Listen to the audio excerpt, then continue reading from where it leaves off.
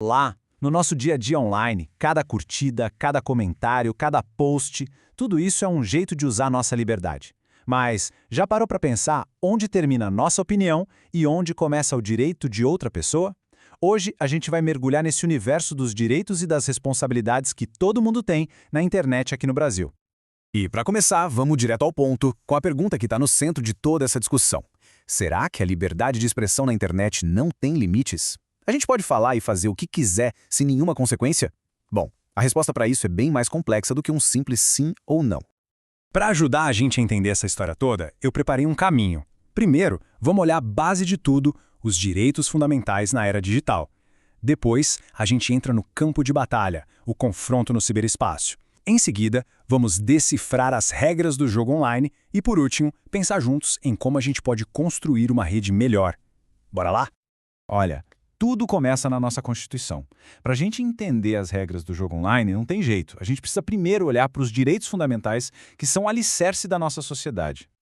E a peça central aqui é o famoso artigo 5º da Constituição. Esse trecho é fundamental. Ele garante a liberdade de consciência e de crença para todo mundo no Brasil, não importa se é brasileiro ou estrangeiro. É basicamente o direito de ter ou não ter uma religião e de poder praticá-la livremente. E o legal é ver como essa liberdade se divide em partes. O jurista Aldir Guedes Soriano ajuda a gente a entender isso em 4 dimensões. Pensa assim. Primeiro, a liberdade de consciência, que é o direito de crer ou não em algo. Depois, a de crença, que é poder escolher a sua fé. Aí vem a de culto, para poder expressar essa crença. E, por fim, a de organização, que garante a criação de igrejas, templos, terreiros e por aí vai. Agora, caminhando bem juntinho com a liberdade religiosa, está a liberdade de expressão.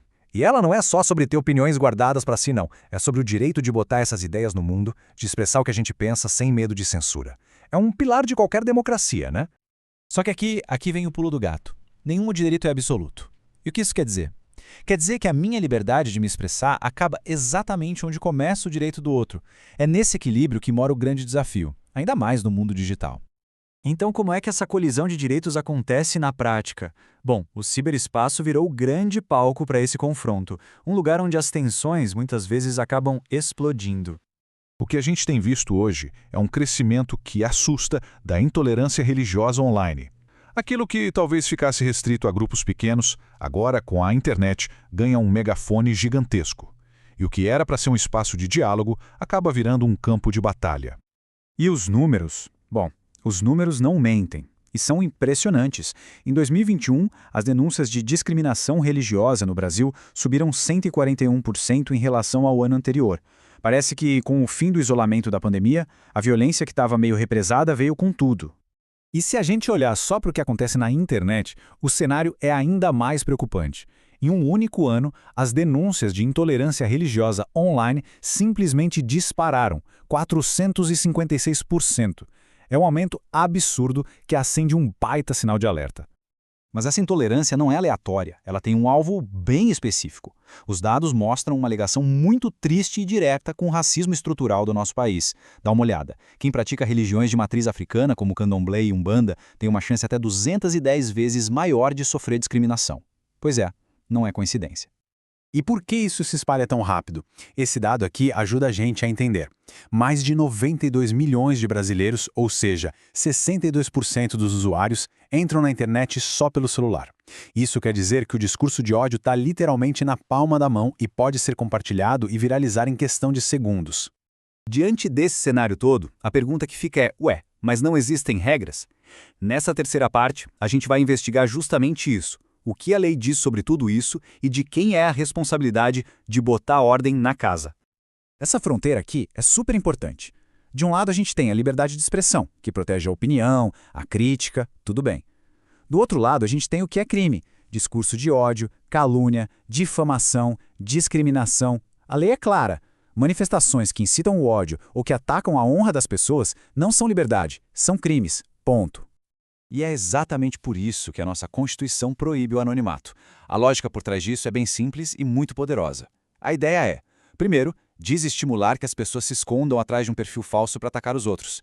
Segundo, permitir que a vítima possa se defender.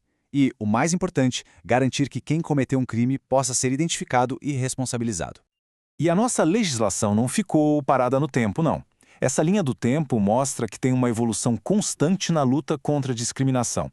Desde a primeira lei contra preconceito, lá em 89, passando por atualizações importantes, até a lei mais recente, de 2023, que tornou o racismo religioso um crime específico.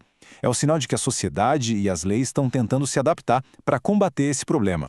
Bom, a gente já entendeu os direitos, o conflito e as leis. Agora vem a parte mais importante. Como é que a gente, na prática, pode construir uma rede melhor? A resposta, como vamos ver, está nas mãos de todo mundo. A solução não é uma coisa só. Ela precisa de uma abordagem em 3 frentes. Primeiro, a gente precisa de leis fortes e que, claro, sejam aplicadas de verdade. Segundo, as plataformas digitais, as redes sociais, precisam assumir a parte delas na responsabilidade, moderando o conteúdo de ódio. E terceiro, que talvez seja o mais crucial de todos, a gente precisa de educação para a cidadania digital, ensinando desde cedo sobre respeito e empatia no mundo online. Porque no fim das contas, não vai ser uma lei ou uma plataforma sozinha que vai resolver o problema. A harmonia entre tanta gente pensando e acreditando em coisas diferentes só vai existir de verdade quando houver uma consciência coletiva. É um esforço de toda a sociedade para valorizar o respeito e a diversidade. E para a gente fechar, fica aqui uma reflexão. Vimos 3 pilares importantes: leis, plataformas e educação. Onde será que está a principal alavanca para a gente mudar esse jogo? Em leis mais duras? Em plataformas mais responsáveis? Ou numa educação digital que comece lá na infância? Qual será a verdadeira chave para um futuro com mais tolerância na internet? A discussão está aberta.